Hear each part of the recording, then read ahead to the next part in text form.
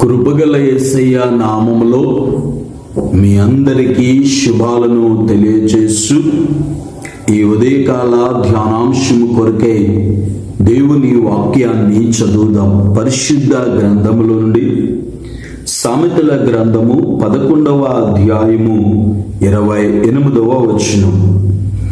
ధనమును నమ్ముకునివాడు పాడైపోవును. ఈ లోకములో ప్రతి మనుష్యుడు కూడా ధనాపేక్ష కలిగి ధనాన్ని సంపాదించాలని అనేకమైన అక్రమమైన కార్యాలు చేస్తూ దొంగతనాలు, దోపిడీలు, హత్యలు, అనేకమైనటువంటి కార్యాలు చేయడానికి కారణము ధనాపేక్ష. ధనముంటే నేను ఏదైనా చేయగలను, నేను ఏదైనా సాధించగలను. ఆ ధనాన్ని సంపాదించడానికి మానవుడు లేచినది మొదలుకొని మరలా తాను నిద్రించే సమయం వరకు ధన సంపద కొరకే ప్రయాసపడుతున్నారు. ఈ ఉదయకాలము దేవుని వాక్యము తెలియచేస్తుంది, ధనమును నమ్ముకునివాడు చెడిపోతాడని, పాడైపోతాడని దేవుని వాక్యం తెలియచేస్తుంది. ఎంతో మంది తమ జీవితాలలో ధనాపేక్ష కలిగి ధనాన్ని ప్రేమించి వారి జీవితాల్లో వారు పడిపోయినటువంటి స్థితి, వారి జీవితాలు పాడైపోయినటువంటి అనేక సందర్భాలు పరిశుద్ధ గ్రంథంలో కూడా మనము చూస్తాం. సహోదరి, సహోదరుడా, ధనాపేక్ష అనేది సమస్త కీడులకు మూలమని దేవుని వాక్యం తెలియజేస్తుంది. ఈరోజు చాలా మంది జీవితాల్లో ధనము లేనివాడు ధనం లేదని బాధపడుతూ ఉంటే, ఉన్నవాడు దాన్ని ఎలా కాపాడుకోవాలో తెలియక అనేక మంది అనేకమైనటువంటి కీడుల్లో పడుతూ ఉన్నారు. ధనమే సమస్త కీడులకు కారణం. ధనాన్ని నమ్ముకునివాడు చెడిపోతాడు అని దేవుని వాక్యం తెలియజేసినట్లుగా. ఎందుకు అనంటే, ధనాపేక్ష కలిగిన వారు ధనము కలిగిగానే ధనము మనిషిలోనికి గర్వాన్ని తీసుకొస్తుంది. ఒక వ్యక్తిలోనికి గర్వము వస్తే ఆ గర్వము అతనిని పతన స్థితికి తీసుకువెళ్తారు. సహోదరి, సహోదరుడా, ఈరోజు మనము ధనాన్ని నమ్ముకుంటే ధనము ఎల్లకాలము మన దగ్గర ఉండదు. కానీ ధనము మనల్ని కాపాడలేదు, కానీ ధనము మనల్ని రక్షించలేదు. కానీ ధనమును నమ్ముకున్నవాడు పాడైపోతాడు. ధనాన్ని నమ్ముకుని తండ్రి దగ్గర ఆస్తిని తీసుకుని చిన్న కుమారుడు దూరదేశం వెళ్ళి తన జీవితంలో సర్వాన్ని పోగొట్టుకోవడమే కాకుండా అతడు పాడైపోయినటువంటి స్థితిలో, దుర్భరమైన స్థితిలో అతడు మరలా తిరిగి తండ్రి వద్దకు వస్తాడు. ధనముంటే చాలే, తండ్రి లేకపోయినా పర్లేదు అనుకున్నాడు. కానీ ఆ ధనమే తన జీవితాన్ని పాడు చేసి, ఆ ధనమే తన జీవితాన్ని పతనమైన స్థితిలోనికి తీసుకెళ్ళని తెలుసుకున్నాక, అతడు బుద్ధి వచ్చాక తండ్రి వద్దకు వచ్చాడు. తండ్రిని నేను నమ్ముకున్నాను. ఈరోజు దేవుని యొక్క వాక్యము తెలియజేస్తుంది, మనందరము కూడా ధనాన్ని నమ్ముకోవడం కాదు, కానీ ధనాన్ని నమ్ముకుని చెడిపోయిన వారు, ధనాన్ని నమ్ముకుని పడిపోయిన వారు, ధనాన్ని నమ్ముకుని వారి జీవితాల్లో అనేకమైన శోధనలకు గురైపోయిన వారు ఎంతో మంది ఉన్నారు. సహోదరి, సహోదరుడా, దేవుడు ధనాన్ని సంపాదించుకోవద్దు అని చెప్పట్లేదు. కానీ ధనాపేక్ష లేని వారుగా మనందరం కూడా బ్రతకాలి గనుక, జీవించాలి గనుక ఖచ్చితంగా మనకు ధనము కావాలి. ఈరోజు అనేక మంది ధనాపేక్ష కలిగి ధనముంటే చాలు, ఎవరున్నా లేకపోయినా నాకు అని అనేక మంది ధన సంపాదన కొరకే ప్రయాసపడుతున్నారు.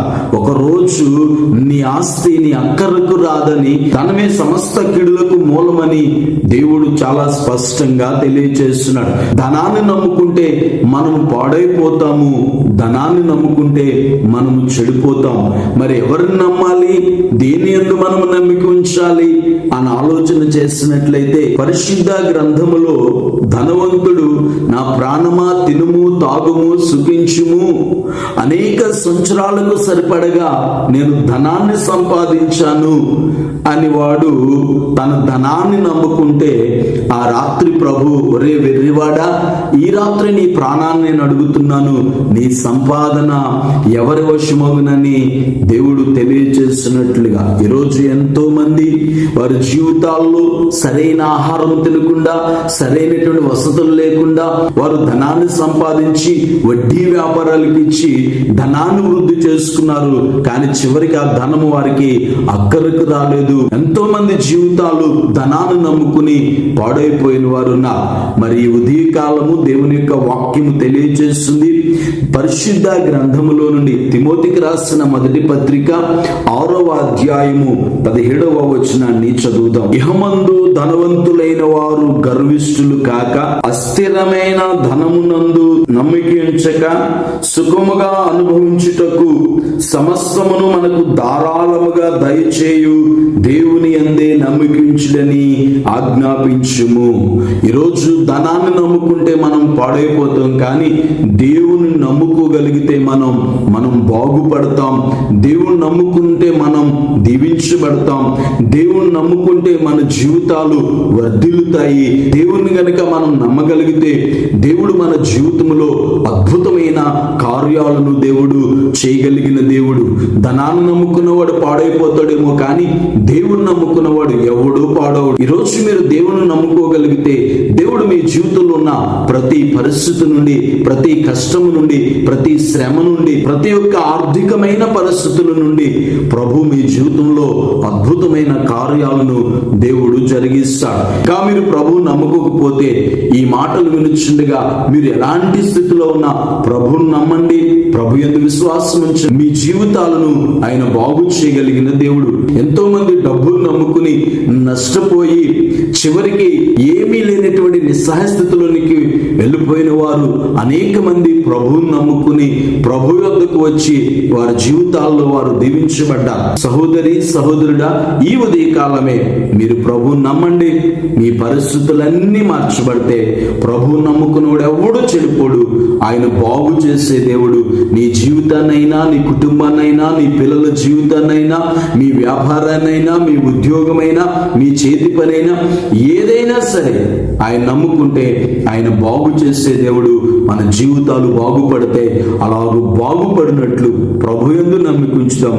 అటు నమ్మిక విశ్వాసమును దేవుడు మనకి దయచేయును గాక. ఆమేన్. ప్రార్థన చేసుకుందాం. ప్రార్థనలో ఏకీభవిద్దాం. కృపా సత్య సంపూర్ణుడైన మా తండ్రి, మీకు వందనాలు, స్తుతులు, స్తోత్రాలు చెల్లిస్తూ ఉన్నాం. ఈ ఉదయకాల ధ్యానాంశాల ద్వారా ప్రతి ఉదయము మీరు మాతో మాట్లాడుతూ మమ్మలను ఆధ్యాత్మికంగా మీరు నడిపిస్తున్నందుకే వందనాలు. ఈ ఉదయకాల ధ్యానాంశాలు వినుచున్న వారందరిని బట్టి మిమ్మల్ని స్తుతిస్తున్నాను. వారి జీవితాల్లో మీ మాటల ద్వారా వారిని ఆదరిస్తూ బలపరుస్తున్నారని వారు ఇస్తున్న సాక్ష్యాలను బట్టి కూడా మిమ్మల్ని స్తుతిస్తున్నాము.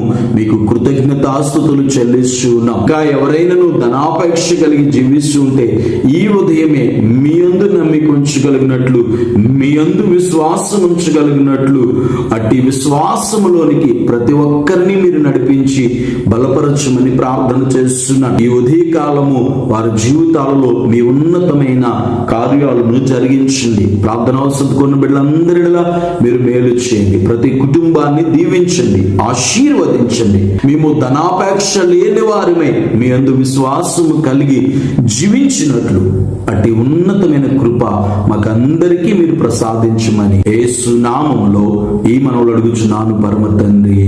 ఆమేన్.